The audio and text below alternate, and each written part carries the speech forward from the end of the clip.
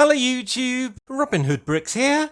Well, last week I gave you a tantalising teaser of the new Lego room, but I know you all want more details on that project, so that's what we're going to do today. So exciting!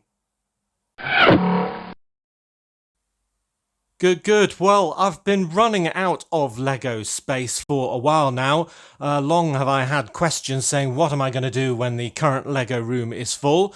Well, I mitigated that a little bit by getting things like the 20,000 bricks under the sea cabinet, which is going really well. But how am I going to expand long term? And more importantly, where? And, well, was 2 small train loops ever enough in the first place? Well, all of these questions should be answered by the new Lego room project, which was actually Mrs. Hood's idea, would you believe, to convert our garage. I suspect partially because she finally wants her spare room back so we can start having guests to the house again after what has been 5 years of the Lego channel in May, coming up to its birthday, which is possibly longer than we might have envisaged it would last. But yeah, we're going from strength to strength, so why not keep going for another 5 years? So yeah, converting the garage. We only have one car, so that's not too bad. And originally the rest of the space was just filled up with garden stuff and kind of rubbish that you just accumulate over the years. So it wasn't too much of a bind to suggest that room. And when offered something like that by the wife, you grab it with both hands, don't you? So yeah, the project was born. So stage 1 of it actually started way back in January, and that was to accommodate all of that garden stuff. So stage 1 was actually called Build a Shed, which is what we did in the garden, and then we filled the shed, which is what little Robin's doing now, with all of the old contents of the garage and getting rid of all of that rubbish. But you'll be happy to hear that stage 1 is fully complete, even though it was quite a lot of hard work actually. It's amazing what you accumulate over the years, but that is now done.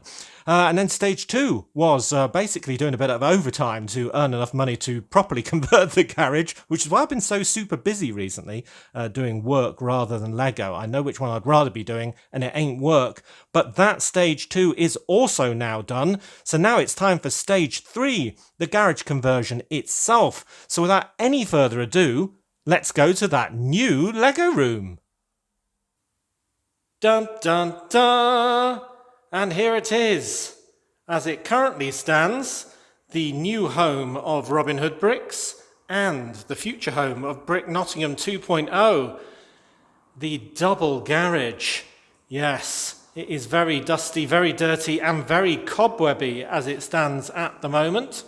Also, the sound quality is awful because we've got all the traffic going by outside and the echo of a very sort of empty room. But the main thing is its dimensions, which are a lot bigger than we've ever had before, being that it is 19 feet by 21 feet, or 6 meters by 6 meters, if you use metric. That is if the room was square. We've got a few sort of areas I'll explain that don't make it fully usable. But yeah, it is a great big space to walk around in. So the first change, as you might guess, will be to get rid of the double garage doors. They will be fully bricked closed and will remove all of the gubbins around them, so it is a nice smooth surface to build tables up against. And I think that that end will be fully covered in tables and, well, who knows, the big castle in the middle or something like that going halfway up the wall. So that will be our backdrop, and I am planning to paint that new wall and all the others a nice light blue colour. So I think that will be a real improvement from Brick Nottingham 1.0. But we will have a few things that are still sort of, well, unavoidable, I suppose, and that we've got a fuse box up here that will be staying. We've got this rather unusual sort of section and shape of wall, which actually is our staircase to get upstairs in our house. So that is the lower sort of flight of stairs, and it goes around the corner and then goes up like that. So this is definitely staying. So we'll have to work out how we're going to incorporate this into a level of tables. But I think the tables will go up to about there. So it just means there won't be much sky above them. So we'll either have to do it for something quite low rise, like a harbour, or maybe it'll be, I don't know, built into something and become a cave, or I don't know. We'll have to plan that one. Then we've got this cupboard here, which is also staying, which is our hot water tank in and stuff like that. So hopefully that won't make too much noise, like that motorbike going by, if you can hear that. And then this wall will be the new sort of viewing angle. Now in the old Lego room, we had a very sort of small space to stand that we could look at the Lego room and kind of peer around the corner and all the rest of it. But now we're going to be able to view the Lego room pretty much from here all the way over to the outside door there, which will be a really great way of looking at the city from all sorts of different angles. And I think that'll make it a lot more enjoyable for visitors like Mrs. Hood to see it as well. And because at the moment we've only got one door of access, which is from the outside, we are going to be adding a new doorway into the rest of the house in this wall here, probably at this end there, so I can have some storage all along here and maybe a new filming area. I've not decided about that yet.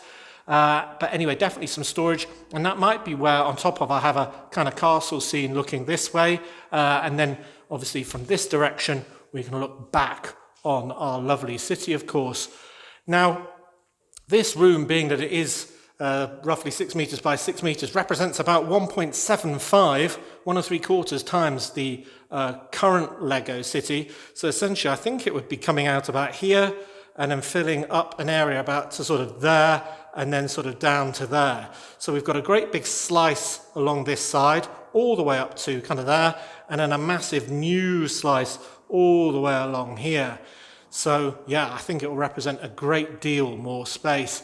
And all this will be finished, of course, with new plasterboard and all the rest of it, all painted blue, as I say. We'll have brand new lighting in the ceiling, which will be recessed and using the same sort of bright filming lights in the ceiling that we've got in the current Lego room. So that'll all be great as well. We'll have a lot more storage. I have to decide whether I am in filming in here. I was thinking I could almost put my building desk kind of here and sit at it with the whole city as my backdrop. That might be really interesting, but then again, I don't know. That might make focusing on what I'm doing a bit tricky as the camera kind of has to ping between the two. I don't know, but we'll work that out as we go. But I'm really excited that the viewing angle for the city will go all the way from kind of here, looking at absolutely everything that we'll have been building, all the way to over here near that external door. I'll be able to see everything there. And you can just see the amount of space we're going to have. Not quite an industrial unit, perhaps, but definitely a lot bigger. I mean, I think the current city is about that deep. So, yeah, quite a lot more, about 2/3 more than that, and an extra third on the width as well. So, yeah, pretty good. A lot of extra space to fill with lovely Lego. Well, that room is pretty impressive, but it's going to only get better when we start recessing those garage doors into the front wall and kind of screwing them shut so they'll be permanent fixtures from the outside, but we'll have a brand new wall on the inside. I didn't realise initially that the floor in that space isn't actually level, which is typical for a garage, just so things can run out using gravity, water and so on.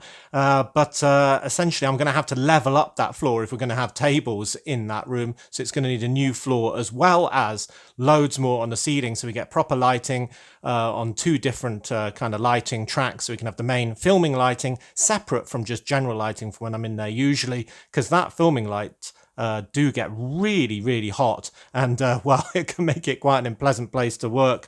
So yeah, there's loads and loads to do and loads of improvements to have, as well as that new door into the rest of the house and so on. So yeah, it's going to be absolutely fab. But let's look a little bit more at the size comparison with Brick Nottingham 1. Let's look at that a bit more closely using the original house plans from when Sherwood Towers here was built. So we've got the old room here from the original plans, and you can see the outline there with the door at the right hand side there. And just so we get a good approximation of the actual size that I've used for real Lego, I've put in this green space just to show what is actually built up. And obviously that encapsulates the 2 standing holes as it currently is. So then if we bring in our new room, which you can immediately see is a lot bigger, you can superimpose on top of that the old room and then kind of get rid of the old walls just to leave the green built up area. And wow, you can see that it is miles bigger than the space we had before. It kind of looks like that green area represents probably about half of the new space that's available. So it's about half full, and we'll have about double the Lego space. We will need more standing holes, of course, and I am trying to keep that whole sort of band of space right at the top of the new room for filming, storage, and well, just a great big area to view the city from, so it isn't so limited to just one single spot as it was in the old one. But let's flip the old room by 90 degrees just to give us a better frame of reference in a way, so that back wall is in common with the new back wall of the new space. So we'll just flip that 90 degrees and then remove the old walls again, and yeah, I think that makes it even more clear. There is lots of extra space all down the side there, all around the front, all underneath that sort of low level bit that you can see there on the stairs on the left hand side as we look at it here. And wow, that is just absolutely loads of space. Just think of all the train tracks we can get in. I'm really excited. I want to have all of my trains visible at all times, if that is at all possible, or at least 90% of them. So I want to have a big cargo loop that's dedicated for the cargo train, and I want to have more than one passenger train loop with sidings so we can have the rest of the trains in the city rather than in boxes or underneath it. So yeah, very, very exciting times. So I suppose this area is going to look vast from that standing kind of strip, I suppose we need to call it, from the viewing angle. It will be a future massive ocean of Lego cityscape. But, you know, one question remains. Now, how many base plates will fill this area, I wonder? Quite a few. Any guesses? Well, the final dimensions of that room are going to be decided once we've got all the plasterboard on and the plastering and all the rest of it with the new lighting, heating and insulation.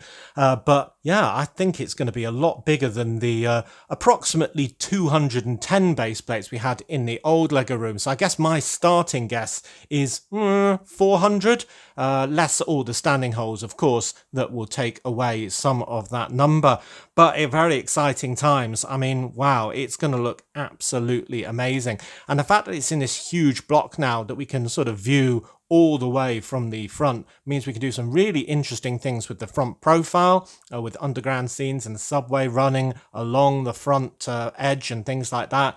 But also just much easier for filming, that we can do things from different perspectives. And I'm really hoping that that top area of the room on the plan that we had that will be on the new door wall, that will have enough room to maybe do what I'm doing here on a desk, doing my filming, and have a lot more storage, because at the moment I use bags and boxes and they're all over the floor and it's a nightmare. So I wouldn't mind my office back as well, this room. That would be a good improvement as well. So this project is really going to improve my home life and my channel life as well. So yes, exciting times indeed. So that is your first update.